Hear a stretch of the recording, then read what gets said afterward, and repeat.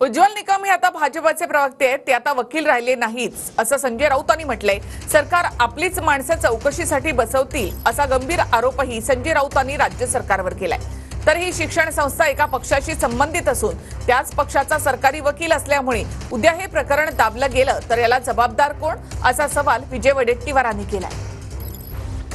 Ujjwal Nikam BJP का आदमी है।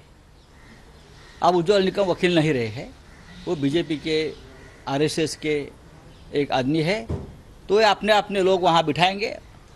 मैं उनके ऊपर ज़्यादा बात नहीं करूँगा, लेकिन एसआईटी हो, फास्ट ट्रैक हो, ये सब बोलने की बात है और कुछ नहीं।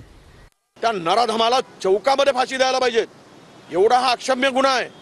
त्याला आणा, त्या संस्थेमध्ये कोण होते त्या संस्था चालकावर त्याला वाचवण्याचा प्रयत्न केला आहे, त्यांच्यावर कारवाई, त्यांचे मोबाईल ट्रेस केले पाहिजेत, चेक केले पाहिजेत, त्या सगळ्या संस्था चालकावर गुन्हा दाखल केला पाहिजे। आणि नेमता कुठे एका पक्षाची ती सगळी मंडळी संस्था चालक आणि त्याच्या कोर्टामध्ये नेमत असताना वकील सुद्धा विचित्र त्याच पक्षाचा जो निवडणूक लढला आहे। काय न्यायाची अपेक्षा ठेवायची लोकांनी? त्यापेक्षा मोठे वकील मिळत नाही तुम्हाला। उद्या हे प्रकरण दाबल्या गेलं तर याला जबाबदार कोण?